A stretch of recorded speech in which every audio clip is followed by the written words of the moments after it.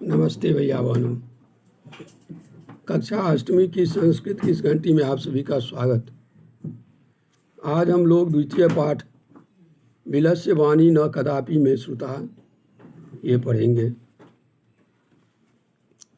प्रस्तुत पाठ संस्कृत के प्रसिद्ध कथा ग्रंथ पंचतंत्र के तृतीय तंत्र काकुलिक्यम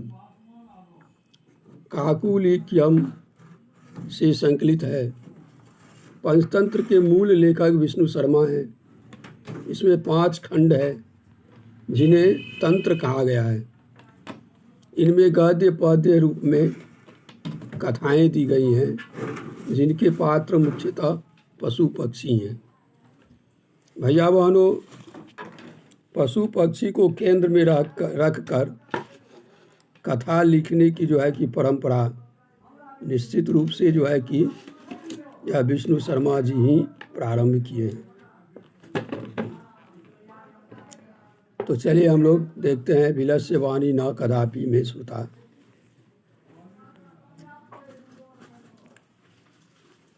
कंसुचित बने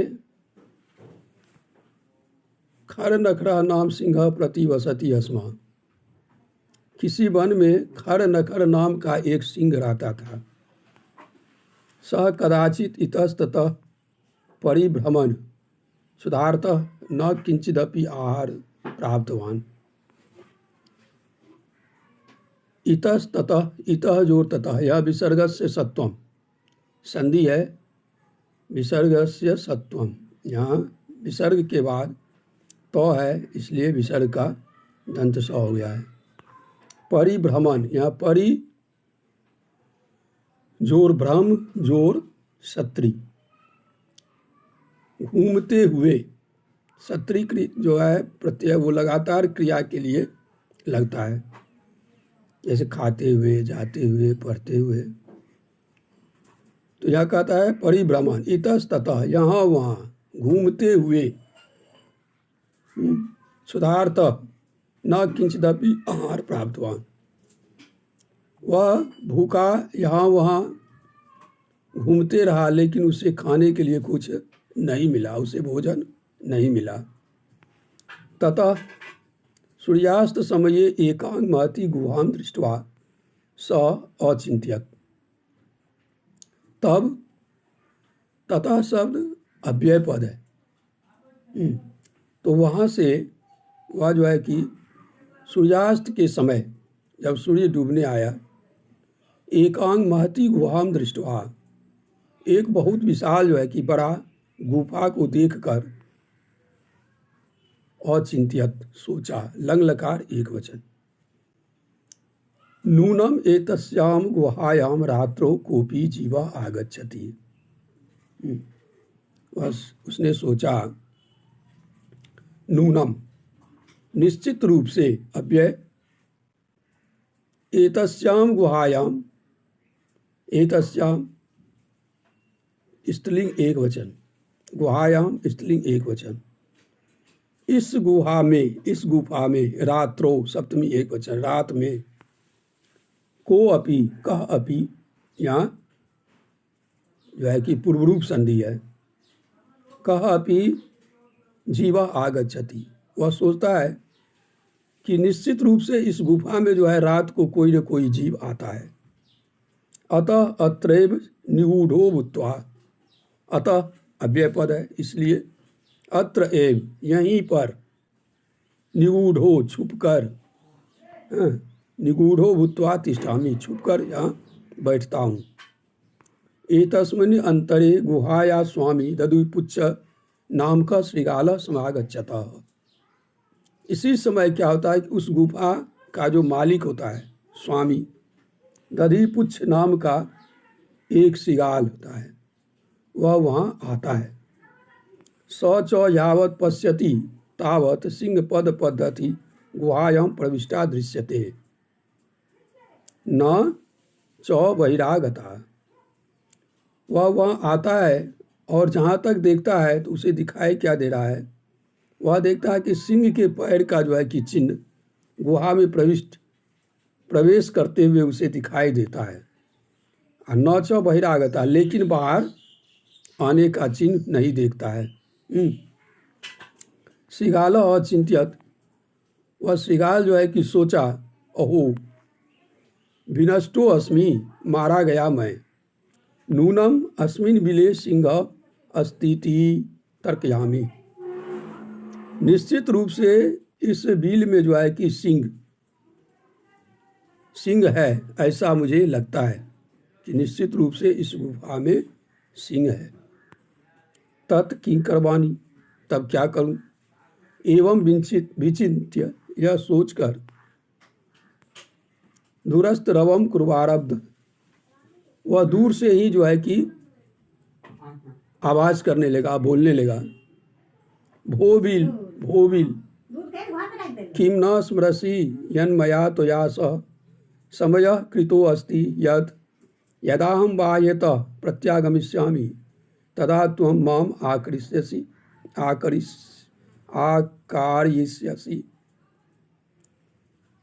श्रृगाल ने कहा कि हे बिल, क्या तुम्हें याद नहीं है जो मैंने तुमसे वादा किया था। मैंने तुमसे वचन दिया था कि जब मैं बाहर से यहाँ आऊँ, वापस आऊँ, तब तुम मुझे बुलाओगे। यदि तुम माम न आह्वयसि, यदि तुम मुझे नहीं बुलाते हो, तहिर अहम द्वितीयम बिलम यास्यामि इति, तब मैं दूसरे बिल में जाता हूँ। यदि तुम मुझे नहीं बुलाओगे तो मैं दूसरे बिल में जाता हूँ, दूसरे गुफा में जाता हूँ। अथ एतत् श्रुत्वा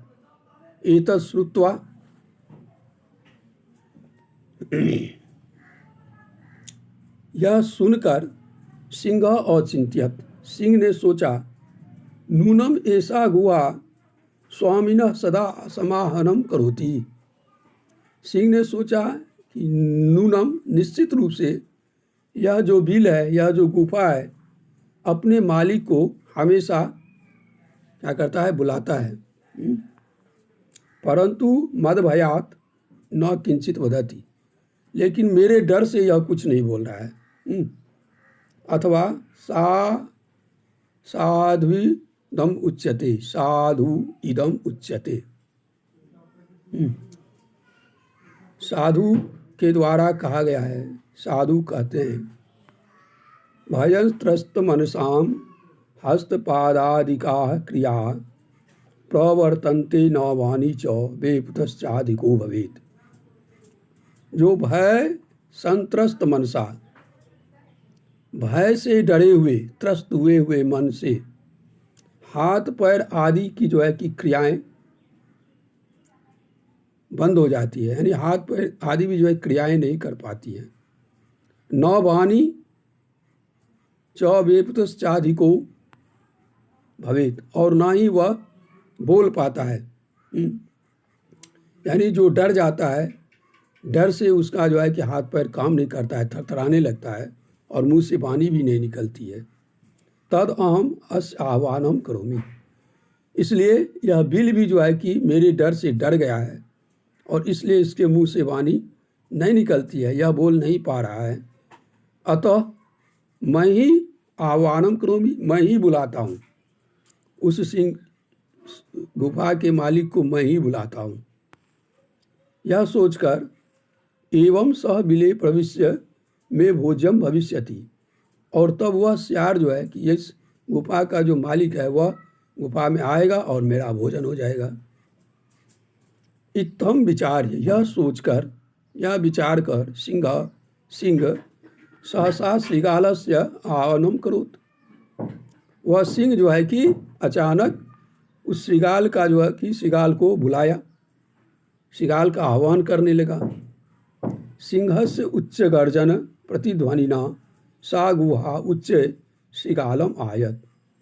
अब उस सिंह के उच्च गर्जन, ऊंची आवाज से जो है कि प्रतिध्वनित वह गुफा जो है कि उच्च श्रृगालम आयत, वह जो है कि जोर से श्रृगाल को बुलाने लगा।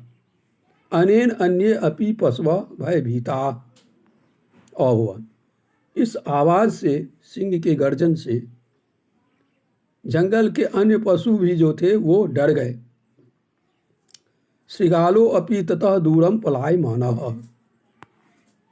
इमं अपठत, और सियार भी वहाँ से दूर भाग गया। पलायमानः भागता हुआ, यहाँ सानच है, भ्रम परिभ्रमण, वहाँ क्या है क्षत्रिय है, और पलायमान यह क्या है सानच है। क्षत्रिय और सानच दोनों प्रत्ययों का प्रयोग लगातार क्रिया में किया जाता है। तो यहाँ कहता है पलायमान, पलाय जोर सानच, भागता हुआ। श्रृगालो अपि, श्रृगाल भी, ततः वहाँ से, दूरम दूर, पलायमान भागता हुआ। इमम अपठत यह पढ़ा, क्या पढ़ा? अनागतम यह कुरुते स शोभते स सोच्यते यो न करोति अनागतम। कहता है कि जो संकट के आने से पहले ही, अनागतम यह कुरुते स शोभते, संकट के आने से पहले ही जो सोचता है, विचार करता है, वही अच्छा रहता है। स सोच्यते यो न करोत्यानागतम, और जो संकट के आने से पहले ही नहीं सोचता है तो वो क्या होता है? कष्ट को प्राप्त होता है, वो दुखी होता है। बने अत्र संस्थस्य ममागता जरा विलस्य वाणी न कदापि में सुना। इस जंगल में रहते हुए मुझे क्या है, मैं वृद्ध हो गया हूँ, मेरी बुढ़ापा आ गई है, लेकिन आज तक मैंने बिल की वाणी नहीं सुना है। तो यह बिल में निश्चित रूप से क्या है? सिंह है। बिल तो बोलता है नहीं। यह कह के वह सियार वहाँ से भाग गया। भैया वानो, इस तरह हम देखते हैं कि सियार जो है कि वो अपनी चतुराई से अपना जो है कि जान बचाया। ठीक है भैया वानो, इस पाठ में जितना जो है कि प्रत्यय युक्त शब्द है उसको चुन के आप लोग आज भेजेंगे। धन्यवाद।